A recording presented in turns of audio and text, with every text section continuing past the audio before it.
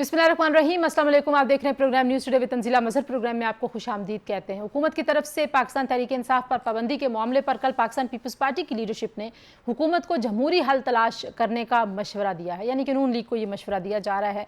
क्या जमहूरी हल हो सकता है? आज के प्रोग्राम में कुछ उसका जायजा लेने की कोशिश करेंगे।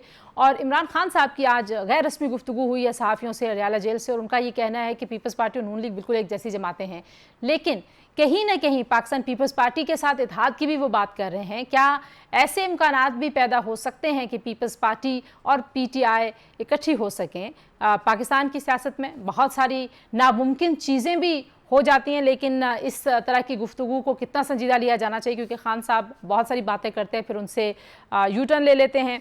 जो पाकिस्तान में इस वक्त दहशतगर्दी की लहर ने सर उठाया हुआ है, उससे निपटने के लिए जिस इत्तेहाद की, जिस सियासी यूनिटी की ज़रूरत है, उसका फुकदान एक बहुत बड़ा चैलेंज बना हुआ है। हुकूमत एक तरफ मफाहमत की बात कर रही थी, ऑल पार्टीज़ कॉन्फ्रेंस बुलानी थी, लेकिन हुकूमत की तरफ से ऐसा कोई इकदाम सामने नहीं आया। उसके बजाय पाबंदी की बातें होने लगी, जिससे सियासी माहौल मजीद ख़राब हो गया। पाकिस्तान तहरीक इंसाफ ने इलेक्शन कमीशन की जानिब से सुप्रीम कोर्ट के हुक्म पर अमल दरामद के फैसले के बावजूद भी सुप्रीम जुडिशल काउंसिल में इलेक्शन कमिश्नर और उनके मेंबर्स के खिलाफ शिकायत दर्ज करा दी, और वो आइन की खिलाफ वर्जी के मुर्तकिब हुए हैं। उस शिकायत में उनका ये कहना है। तो देखते हैं कि ये सारे मामलात किस तरफ जाएंगे जनाब। और इसके अलावा हुकूमत पर अब मजहबी रहनुमाओं और उलमा की तनकीद का सिलसिला भी शुरू हो गया। मुफ्ती तकी उस्मानी साहब ने एक प्रेस कॉन्फ्रेंस की, जिस पर उन्होंने सियासी माहौल पर काफ़ी तनकीद की है। ऑपरेशन अज़्म इस्तेहकाम के लिए हुकूमत के पास ऑप्शंस क्या हैं? वफाक और खैबर पख्तूनख्वा का सूबा किस तरीके से बेहतर कोऑर्डिनेशन रख सकता है? क्योंकि बार बार कुछ ऐसी चीज़ें हो रही हैं सूबे की जानिब से भी, जिससे ऐसे लगता है कि शायद ये मामला मज़ीद मुश्किल की तरफ लेके जाएगा हुकूमत को। मेरे साथ मेहमान मौजूद हैं, उनसे आपका तारुफ करवा देते हैं। प्रोग्राम के पहले हिस्से में हमें ज्वाइन कर रहे हैं lieutenant general retired Abdul Qayyum साहब, पाकिस्तान मुस्लिम लीग नवाज़ के सीनियर रहनुमा हैं। दूसरे हिस्से में हमारे साथ मौजूद होंगे अली बुखारी साहब, पाकिस्तान तहरीक इंसाफ से, और हसन मुर्तज़ा साहब, पाकिस्तान पीपल्स पार्टी से। बहुत शुक्रिया जन साहब, आपने हमें वक्त दिया। सबसे पहले तो पाकिस्तान तहरीक इंसाफ से निमटने के लिए पीपल्स पार्टी ने नून लीग को जमहूरी हल तलाश करने का मशवरा दिया। ये तमाम जो न्यूज़पेपर्स हैं और जितने भी न्यूज़ मीडिया के आउटलेट्स हैं, उस पर ये खबर चल रही थी। तो क्या पाकिस्तान मुस्लिम लीग नवाज़ कोई गैर जमहूरी हल, यानी कि समझते हैं आप लोग कि कोई फैसला पक्का नहीं था कि पाबंदी लगानी चाहिए नहीं लगानी चाहिए, हाफ कुक्ड एक चीज़ थी जिसको अनाउंस किया गया पाकिस्तान मुस्लिम लीग नवाज़ की जानिब से? देखिए, ये तो बड़ी अच्छी एक बात है, ये एडवाइस है अपने तौर पे कि हर चीज़ का जमहूरी तरीके से ही हल करना चाहिए। आई थिंक मुस्लिम लीग नून को एक बहुत पुरानी जमात है, बहुत बड़ी है, उनको ख़ुद भी पता है कि जमहूरी तरीके से ही चीज़ें को चलाना चाहिए।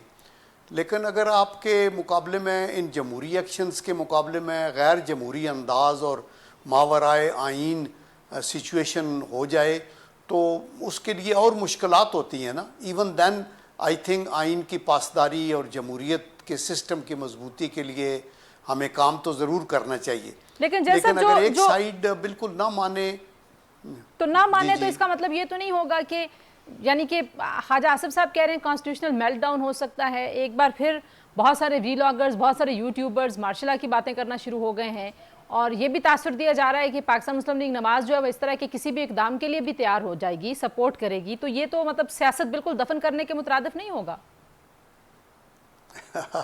देखें, ये सब अजम्पशन है। देयर इज़ नो क्वेश्चन कि पाकिस्तान मुस्लिम लीग कभी भी मार्शल लॉ के लिए तैयार हो जाएगी, because that amounts to really एक मुल्क को बहुत पीछे ले जाने वाली बात है ना। कोई भी नहीं तैयार होगा, और ना ही अफवाज पाकिस्तान के फेवर में ये बात जाती है कि वो इस तरह की कार्रवाई जो है वो उसको करें। उसकी वजह यह है कि उनकी प्लेट में और बहुत कुछ है, और ये नेशनल सिक्योरिटी के जो थ्रेट्स हैं, external internal, I don't think so कि एनी सेन लीडर, किसी लिहाज से भी पॉलिटिकल लीडर ये चाहेगा कि मिलिट्री की इन्वॉल्वमेंट हो, या इवन मिलिट्री की लीडरशिप ये चाहेगी कि उनकी इन्वॉल्वमेंट हो। तो मेरे ख्याल है ये आउट ऑफ क्वेश्चन है। लेकिन अगर आपने आपसे जी आप एक्सप्लेन करें, आपको क्या लग रहा था मेल्टडाउन की बात सुन के? देखिए, मेल्टडाउन का मतलब यही है ना कि आप अगर आइन की प्रोविजंस के मुताबिक नहीं चलते, आपने देखा कि शुरू में जस्टिस मुनीर साहब ने नज़रिया ज़रूरत को खड़का दिया, जिसको साहब ने फिर भुट्टो साहब की हैंगिंग हो गई। जस्टिस इरशाद साहब ने वो आइन से बालातर होके परवेज़ मुशर्रफ साहब को 3 साल का टेन्योर भी दिया, साथ आइन को अमेंड करने की बात भी कर दी, इजाजत दे दी। और फिर बंदयाल साहब ने, आपने देखा कि क्या किया, वो 25 लोगों के उनकी वोट ही ख़त्म कर दी। तो ये मेल्टडाउन ही है ना। तो इसलिए इस मेल्टडाउन को रोकना चाहिए, बिकॉज इससे मुल्क कभी भी आगे नहीं जा सकता। अदरवाइज आई एम श्योर जमहूरियत इंशाल्लाह रहेगी। पाकिस्तान की ये जो कोलिशन गवर्नमेंट है, आपके पास कोई फॉल बैक पोजीशन नहीं है, इसी को आपको आगे लेके जाना है और इसके बाद फेयर इलेक्शंस होने चाहिए जिसके साथ वो सारी बात चले। सही। अच्छा, अब आइंदा के इलेक्शंस से पहले ज़ाहिर है आपको एक सियासी माहौल बनाना है। फिश की रिपोर्ट पे भी ज़रा बात कर लेते हैं। 18 महीने आपकी हुकूमत बरकरार रह सकती है, उन्होंने ये कहा। तो ज़ाहिर है एक बेयकीनी की सूरत हाल है।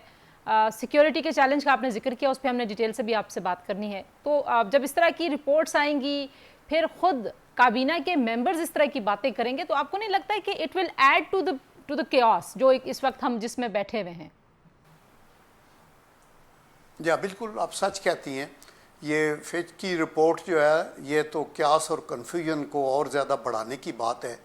एक कॉन्स्टिट्यूशनल गवर्नमेंट है और वो चला रही है मुल्क को, और उसके इकनॉमिक रिवाइवल के ऊपर वो कोशिश कर रही है, दहशतगर्दी के ख़िलाफ़ लड़ रही है, और बैनुल-अक़वामी सतह पे सफारती अपने ताल्लुकात को बेहतर कर रही है। तो फिच वालों के पास कौन सा वो जादू की छड़ी है या इल्म है कि वो फोरकास्ट कर रहे हैं कि जी ये 1.5 साल चलेगी और ये करेगी। तो मेरे ख्याल में ये कन्फ्यूजन क्रिएट करने वाली बात है, और किसी लीडर को भी ये हक नहीं है कि वो इस तरह की बात करे कि ये होने वाला है या वो होने वाला है। लेकिन अदालतों से तो जाहिर बात है आपके हक में उस तरह के फेवरेबल डिसीजंस नहीं आ रहे। रिव्यू पिटीशन हुकूमत लेके जा रही है और जाहिर है वही प्लेटफॉर्म है, उसी से रुजू करना चाहिए। लेकिन साथ साथ आज मियाँ साहब ने भी तनकीद की है, कल मरियम बीबी ने भी बड़ी सख्त अल्फाज में जुडिशरी पर तनकीद की है। तो आपको लगता है कि कोई महाज आराई है जो कि पाकिस्तान मुस्लिम लीग नवाज उसका हिस्सा बन गई है? क्योंकि अपेरेंटली तो लग रहा था कि शायद इस्टेब्लिशमेंट और अदलिया आमने सामने आ गए हैं, लेकिन अब ऐसे लगता है कि आप लोग उसमें कुर्बानी का बकरा बन रहे हैं, नून लीग। जी देखें, मसला यह है कि अदालतों के फ़ैसले तो सर आंखों पे, हमें अगर जुडिशल सिस्टम के मुताबिक ही चलना हो और अदालतें ठीक काम कर रही हों तो मुल्क महफूज होता है। मैंने पहले भी कहा था कि दूसरी जंग अजीम में जब लंदन के ऊपर बम्बार्डमेंट हो रही थी और गोरे परेशान हुए, तो विंस्टन चर्चिल ने कहा अदालतें अगर काम कर रही हैं तो फिक्र नहीं करना। लेकिन अदालतों का भी ये सोचना है ना कि वो पॉलिटिसाइज ना हो, वो सियासी फैसले ना करें, वो रूल्स और रेगुलेशन के मुताबिक करें। सियासत इनको सियासतदानों को करने दें, उसका गढ़ पार्लियामेंट है, उसका वाकई जल से जुलूस जो भी हो सकते हैं वो करते रहें। तो इसलिए मेरे ख्याल में मुस्लिम लीग नून तो पार्टी बिल्कुल नहीं है, लेकिन जो फैसला होता है उसके ऊपर तबसरा करना, उस पर तनकीद करना, ये हर किसी का हक है। और फैसले जो अभी आए हैं उसके ऊपर रिजर्वेशंस हैं कि जिन लोगों ने जिस चीज़ की प्रेयर नहीं की उसका उनको हक मिल के तो वो उधर किया। इससे पहले भी मुस्लिम लीग नून की क़यादत इसकी डसी हुई है कि मसला पनामा के से शुरू हुआ और उसका चक्कर चलते चलते इधर आ गया फिर अकामे पे। तो क्या नून लीग को ये डर है कि पूरे इलेक्शन के ऊपर अदलिया जो है वो कोई सख्त फैसला सुना सकती है? यानी डर की बात नहीं है। देखिए, अदलिया को भी ये पता है कि मुल्क की ज़रूरियात क्या हैं, मुल्की हालात क्या हैं, और जो थ्रेट परसेप्शन है उसकी इंटरनल डायमेंशन क्या है, रीजनल क्या है, बैनुल-अक़वामी क्या है, और मईशत की हालत क्या है। तो ऐसी सूरत के अंदर आई एम श्योर के फ़ैसले तो वो हक पे करें ज़रूर, लेकिन ये फ़ैसले के जैसे पहले 58(2)B लग जाता था या कोई और ऐसा सिस्टम फौरी तौर पे अपसाइड डाउन करने से तो मुल्क को नुकसान होगा। उसमें किसी एक जमात नून, PPP या तरीके। लेकिन जैन साहब, आपसे इससे पहले भी हमारी बात हुई थी, एक पॉलिटिकल कंसेंसस की बात हो रही थी। पाकिस्तान मुस्लिम लीग नवाज मुसलसल कह रही थी कि हम बातचीत करने के लिए तैयार हैं और खान साहब को भी दावत दे रहे थे, एक APC भी हो रही थी। फिर अचानक से इस पूरे प्रोसेस को एक साइड पे रखते हुए अता तारड़ साहब ने आके एक प्रेस कॉन्फ्रेंस की, उन्होंने कहा जी हम पाबंदी लगाने का हुकूमत फैसला कर रही है। बाद में कहा जी फैसला नहीं है, इंदिया है। अब आप कह रहे हैं कि नहीं हम अपने थादियों से बात करेंगे। तो आपको नहीं लगता कि कोई शायद लैक ऑफ कोऑर्डिनेशन है या कंफ्यूजन है हुकूमत के एंड के ऊपर भी कि हमने असल में करना क्या है? जी आप देखें, लैक ऑफ कोऑर्डिनेशन नहीं है, लैक ऑफ कोऑपरेशन है फ्रॉम तहरीक इंसाफ। अब जब बात हो गई थी कि बैठ के सारे सियासतदान सर जोड़ के बैठे और सियासी हल निकालें, तो उसको फिर आगे चलाना ज़रूरी था ना, उसी को चलाना चाहिए। और अगर आप ये कहें कि नहीं हम उनसे बात नहीं करते जिनकी हुकूमत जो है वो तो एक प्रॉक्सी है, ये कठपुतली है, हम तो उनसे ही करेंगे, ये तो बिल्कुल वो लाउडली कहते हैं ना कि वो तो ये कहते उन्होंने नहीं, करने हैं, वो तो ये कहते ही रहते हैं ना, वो तो कहते ही रहते हैं, वो पहले भी कह रहे थे। लेकिन आपकी तरफ से भी जाहिर है एक किसी सियासी जमात पे पाबंदी लगाने का इंदिया भी देना इस माहौल को ख़राब कर देगा। फिर इसका मतलब यही निकाला जाएगा कि आप लोग संजीदा नहीं थे मफाहमत के लिए, मुज़ाकरात के लिए। नहीं, देखें बात यह है कि हर जो लोग पॉलिटिक्स समझते हैं, जिनको आइन की जो प्रोविजंस और आर्टिकल्स हैं उनकी समझ है, उनको ये पता है कि कोई जमात किसी दूसरी जमात पे पाबंदी तो नहीं लगा सकती ना। आप अपने तौर के ऊपर ये चीज़ें हाईलाइट कर सकते हैं कि रियासत के ख़िलाफ़ अगर कोई लीडर्स मुलवस हैं या कोई जमात मुलवस है, ठीक है, तो उसका हाईलाइट किया जाए। पार्लियामेंट है, आपकी कैबिनेट है, और उसके बाद फिर फैसला तो पार्टी ने नहीं करना, वो तो कोर्ट ने करना। आपको पता है कि हाईएस्ट कोर्ट ने करना होता है। जी जी। तो इसलिए ये उनका सिर्फ इतना कह देना काफ़ी नहीं, और यही जमात ने एक्सप्लेनेशन दी है कि सबसे बात करके हम करेंगे। But in principle we all agree कि सियासी जमातों पे पाबंदी जो है उससे मसाइल हल नहीं होते, फिर वो जमातें दूसरे नाम से आ जाती हैं और आगे चलती हैं।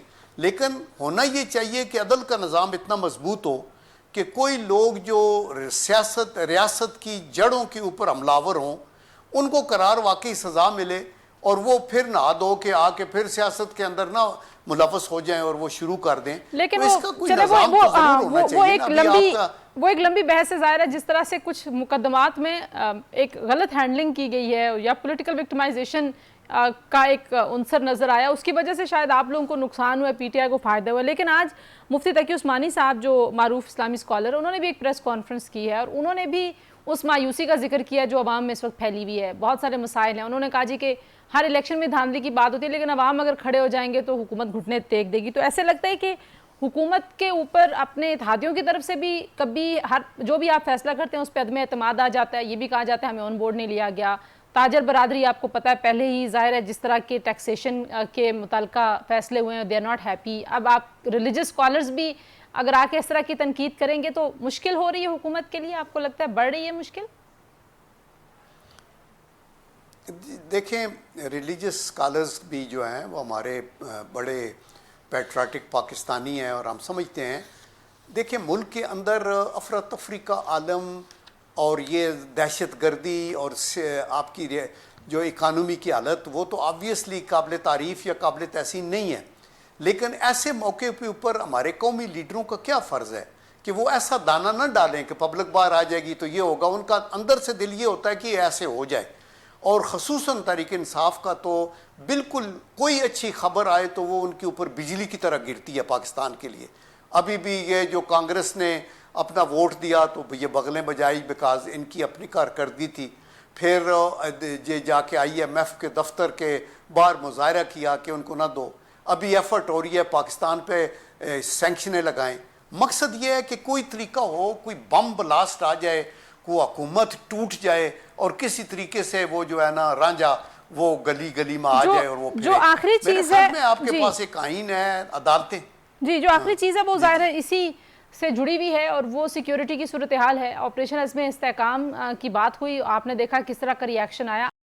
एक करारदाद पाकिस्तान तहरीक इंसाफ की तरफ से मंजूर की गई है और कहा गया है कि अगर कोई कोलेट्रल डैमेज होता है, कोई नुकसान होता है तो उसकी जिम्मेदारी वफाक पर होगी। सूबा ज़ाहिर है टेरिटरी वहाँ की है, वहाँ पे मसाइल हैं, ऑपरेशन वहाँ पे होना है।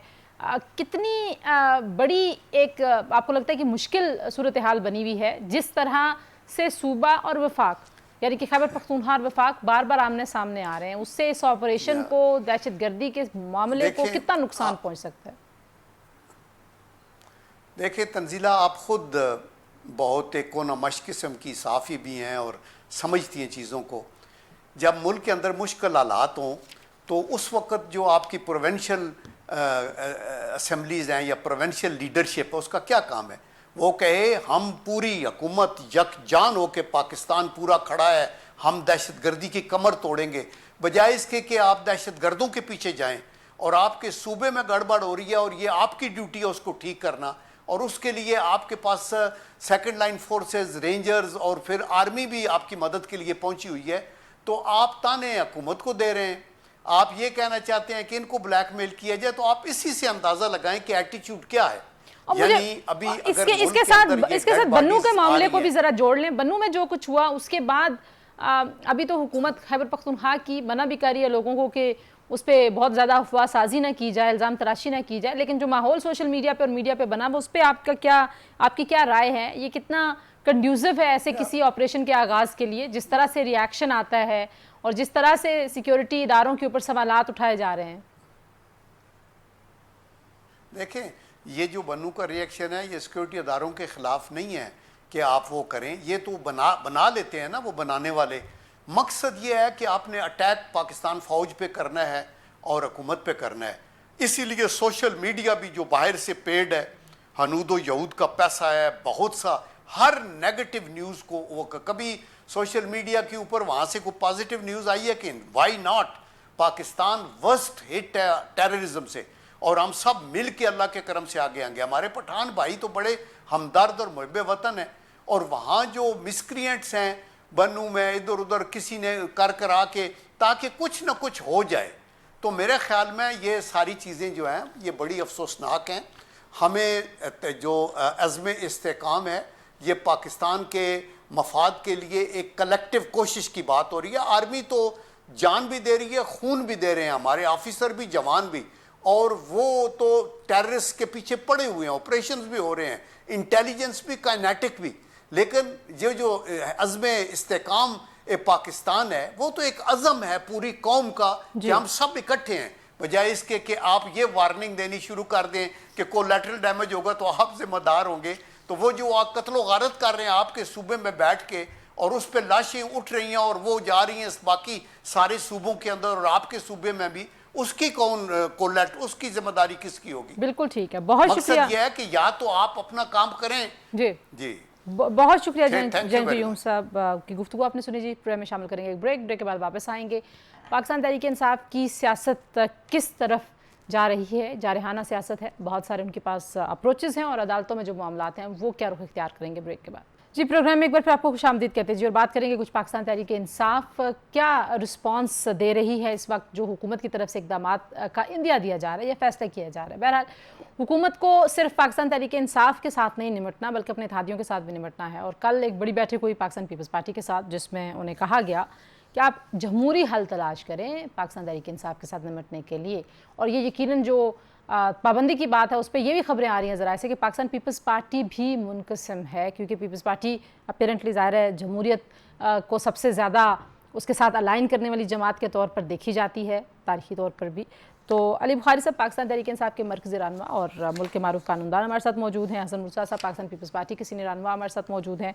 अली साहब सबसे पहले तो ये बताइए कि आप लोग जो हैं वो बहुत सारी ज़ाहिर महाज़राई है जो कि अदालतों के अंदर भी है, अदालतों से बाहर भी है, लेकिन हुकूमत भी बहुत सारे कानूनी ऑप्शंस पे सोच रही है, जिसमें एक ऑप्शन का जिक्र अता तारड़ साहब ने किया पाबंदी का, और पीपल्स पार्टी जो है वो उनको कह रही है कि जमहूरी हल तलाश करें। आपको लगता है कि कोई जमहूरी हल जो है वो पाबंदी की तरफ जाए बगैर भी मुमकिन है आपका और हुकूमत का?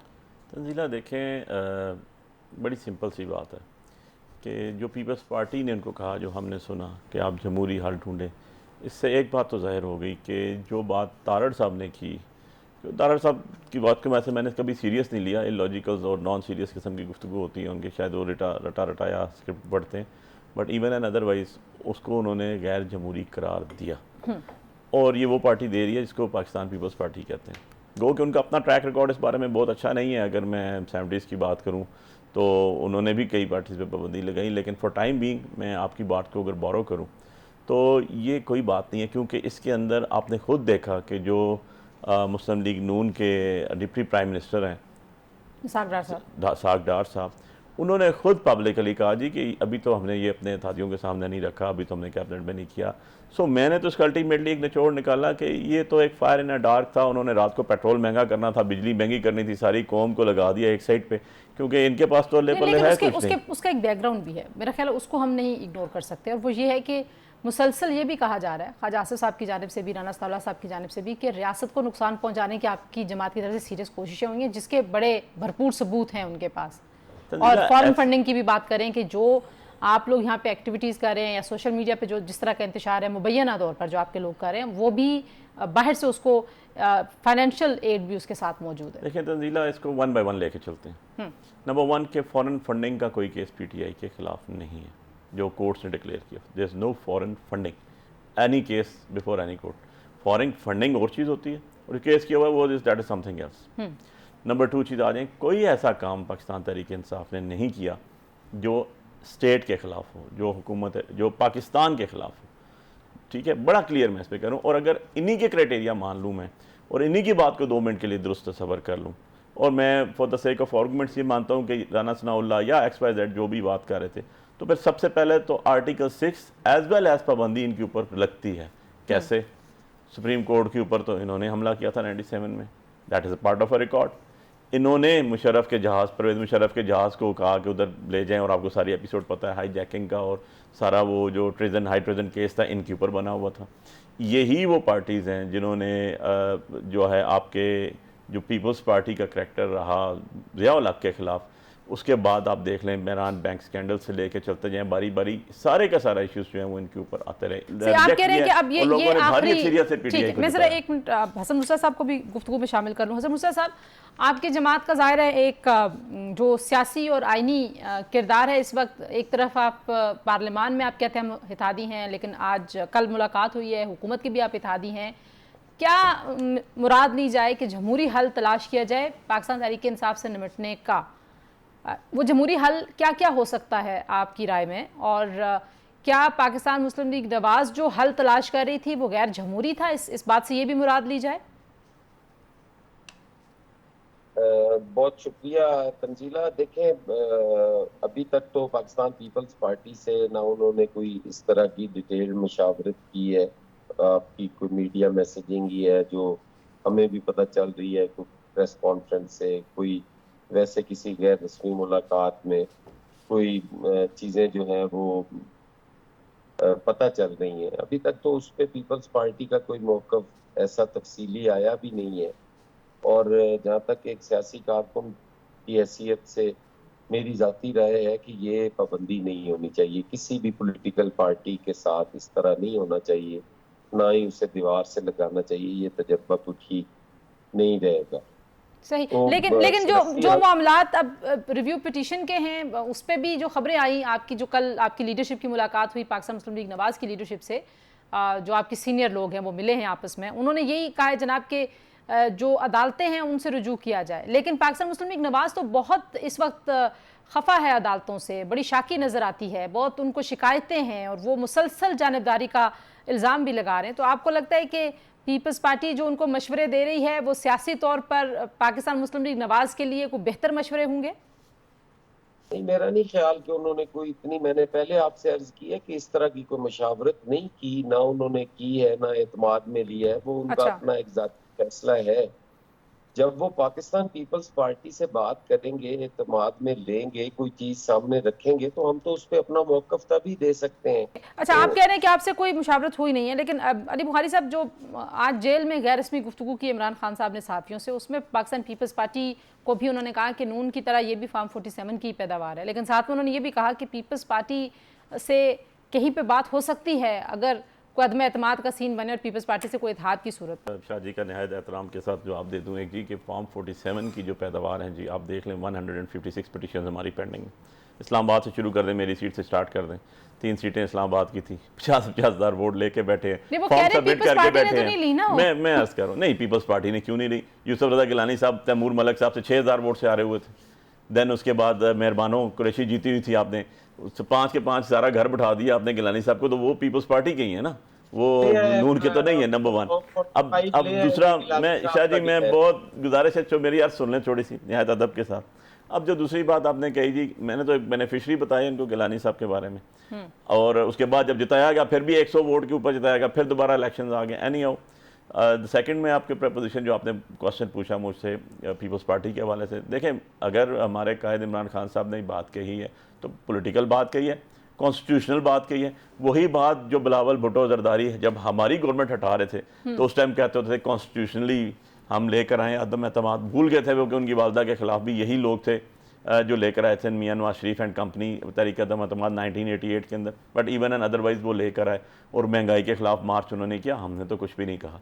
नाउ द थिंग इज़, अगर हमारे लीडर इमरान खान साहब कहते हैं कि ठीक है आप 47 की पैदावार है, मान लेते हैं हम 2 मिनट के लिए, we are putting that on a side, तो ठीक है आप अदम एतमाद लेकर आ जाएं, उसके बाद हम सोचते हैं बैठ के बातें करने के लिए आपके साथ, पॉलिटिकल बात करने के लिए। सो जो खान साहब ने बात की, मैं समझता हूँ उसके अंदर इट मेक्स सम सेंस, कोई इसमें वो चीज़ तो नहीं है। ठीक है, आपको अच्छा एक और इशू भी है जिस पे हमने थोड़ी सी बात है। करनी है, आप दोनों से जरा एक ब्रेक ले लेते हैं। ब्रेक के बाद सिक्योरिटी के जो इश्यूज हैं इस वक्त खैबर पख्तूनख्वा की जो सूरत हाल बनी हुई है, पाक और सूबा आमने सामने बार बार आते हैं, कुछ उस पर भी बात करेंगे, हमारे साथ रहिए। प्रोग्राम में एक बार फिर आपको खुशामदीद कहते हैं जी। अली साहब की गुफ्तगू आपने सुनी, जो अली साहब क्विकली अगर एडॉक जजेस के मामले के ऊपर भी आप लोग बहुत ज़्यादा शोर मचा रहे हैं, लेकिन देखें इसमें तंजीला हमारा जो शोर है बेसिकली तो वो कॉन्स्टिट्यूशनल पैरामीटर्स के अंदर रहते हुए, उसके अंदर बात यह है कि आर्टिकल 182 ऑफ द कॉन्स्टिट्यूशन आपको एडॉक जजेस की प्रोविजन प्रोवाइड करता है with subject to quorum full ना हो। तो अब अगर 17 जजेस हैं पाकिस्तान सुप्रीम कोर्ट के और 17 के 17 काम कर रहे हैं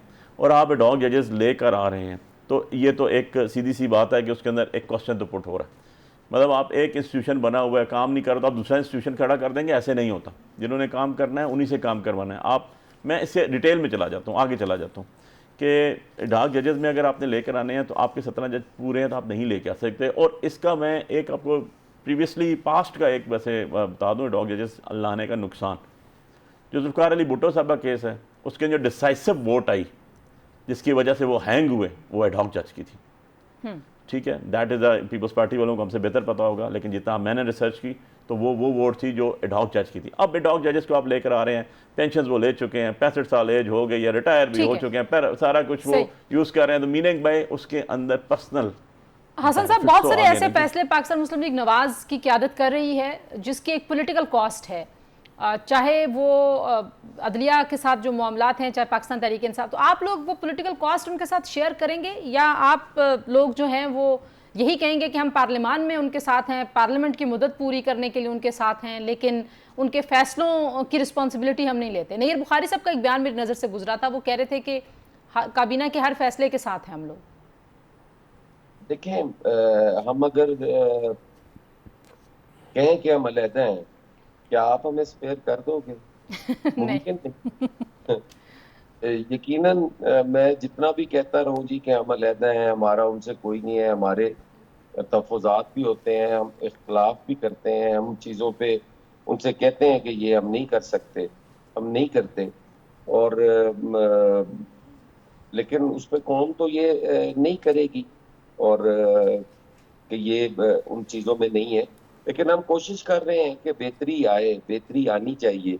अब जैसे बेशक हमने ये किया है कि यार ये नहीं होना चाहिए, एक सियासी कारकुन की हैसियत से पाकिस्तान पीपल्स पार्टी की अक्सरियत लोगों की ये आवाज़ है कि किसी भी पॉलिटिकल पार्टी पे बैन नहीं होना चाहिए। अच्छा, जराए कुछ ऐसी खबरें भी दे रहे हैं शाह साहब कि पाकिस्तान पीपल्स पार्टी के अंदर तकसीम है, आप कह रहे हैं अक्सरियत की राय ये है? तकसीम नहीं है। तकसीम उस वक्त होती है जब क़यादत फैसला कर दे और उसके बाद किसी की मुख्तलिफ राय हो तो फिर तकसीम होती है। उस फैसले से पहले अगर हम इख्तलाफ राय करते हैं तो वो हमारा जमहूरी हक है। उस पे हमारी सीईसी है, सीईसी में जाती हैं चीजें, सीईसी में बैठ के डिस्कशंस होती हैं, फिर फैसले होते हैं, तो उस पे फिर किसी को भी एतराज नहीं होता। अगर कोई हो तो फिर उसे आप डिवाइड कह सकते हैं। अच्छा, मुझे कभी थी फॉर्म 47 की, तो मैं बड़े एहतराम के साथ अर्ज करूं कि फॉर्म 47 अगर वो समझते हैं कि यूसुफ रजा गिलानी साहब को फॉर्म 47 के जरिए जितवाया गया है, अगर जितवाना ही होता तो फिर 100 से तो ना जीतते, फिर उनकी लीड भी 10-15 हजार 20 हजार जैसे दूसरों की है उनकी भी होती। तो गुजारिश हमारी सिर्फ इतनी है कि आप अदालतों से फैसला लें। पीपल्स पार्टी के जिम्मे अगर आप कोई एक आधी सीट ही लगा सकते हैं, वो भी इसलिए कि पीपल्स पार्टी की अददी अक्सरियत ही पंजाब में ये है। सिंध में जो आपकी सीटें थी कराची के अंदर, वो पीपल्स पार्टी को नहीं मिली, वो तो किसी और जमात को मिली हैं। तो पीपल्स पार्टी के लिए आपके पास जो भी है आप कोर्ट से करवा लें। वैसे कहीं अगर आपने बैठ के भी बात करनी हो तो हम हाजिर हैं। ऐसा नहीं है पीपल्स पार्टी। अच्छा, आखिर में मुझे शाह साहब अगर क्विकली बता दें कि ये जो खैबर पख्तूनख्वा में सिक्योरिटी की सूरत हाल है, आपने देखा कल वहाँ पे एक करारदाद आई कि अगर कोई ऑपरेशन होता है जो नुकसान होगा वफाक उसका जिम्मेदार होगा, तो इस तरह की चीज़ों को आप किस तरह से देखते हैं? क्योंकि दहशतगर्दी दोबारा सर उठा रही है, सूबा और वफाक कैसे बेहतर कोऑर्डिनेशन कर सकते हैं? क्या क्योंकि एक तरफ आप उसी जमात पे पाबंदी की बात हुकूमत की तरफ से सुन रहे हूँ जहाँ सबसे ज़्यादा दहशतगर्दी है, तो जाहिर है वहाँ पे एक अनरेस्ट की सिचुएशन तो पैदा हो सकती है। देखें, ये चीजें जो हैं ये पाबंदी की राय हमवार करती हैं।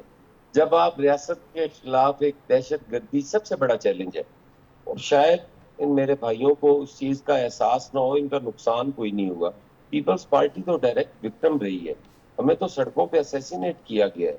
हम कैसे भूल सकते हैं बीबी शहीद के खून को, कि वो उन्हें किस तरीके से शहीद किया गया था। अगर पीपल्स पार्टी ने हमेशा कहा है कि दहशतगर्दी के खिलाफ उस पर कोई कंप्रोमाइज नहीं है, हमारा बड़ा क्लियर स्टैंस है कि हम दहशतगर्दी के खिलाफ हैं। और आज केपी के अंदर जो दहशतगर्दी हो रही है, अगर वो प्रोविंशियल गवर्नमेंट से काबू नहीं हो रहे या उनको नहीं रोक पा रही, और फेडरल गवर्नमेंट इंटरवीन करती है अपनी सरहदों की हिफाजत के लिए अफवाज पाकिस्तान जो रोज की बुनियाद पे जाने दे रहे हैं। देखिए, हमारा इख्तलाफ हो सकता है किसी चीफ ऑफ आर्मी स्टाफ के साथ, किसी और ओहदेदार के खिलाफ, जो हमारे जवान शहीद हो रहे हैं, जो हमारे कैप्टन, मेजर, कर्नल, उस रैंक के लोग शहीद हो रहे हैं, कुर्बानियां दे रहे हैं, क्या हम उनके खानदानों को तना छोड़ दें? क्या हम दहशतगर्दों के सामने सरेंडर करके उनको ये मैसेज दें कि आपके बच्चे मरवा के और हम उनके साथ पुरसकून जिंदगी गुजार रहे हैं? बिल्कुल ठीक बात है। मैं ठीक है अली साहब, क्या दहशतगर्दी के ऊपर भी सियासत करिए पाकिस्तान तहरीक इंसाफ? बिल्कुल भी नहीं तंजीला। एक्चुअली इशू ये है कि दहशतगर्द जहाँ भी हैं उनको कोई बंदा भी फेवर नहीं करता, उनको कोई भी सपोर्ट नहीं करता। और हमारी हुकूमत वो वाहिद हुकूमत है पिछले 20 साल के अंदर जिसने सबसे ज़्यादा जो है दहशतगर्दी जो है उसको ख़त्म करने की कोशिश की। और प्रैक्टिकली आप देख लें, हमारे 3-3.5 साल गवर्नमेंट में कभी भी डाउन हमला नहीं हुआ। उससे पहले 5 साल रहेगी पीपल्स पार्टी की गवर्नमेंट, 5 साल रहेगी नून की गवर्नमेंट, इसमें नवाज शरीफ साहब और शायद सरकान अब्बासी साहब थे। उनका टेन्योर देख लें।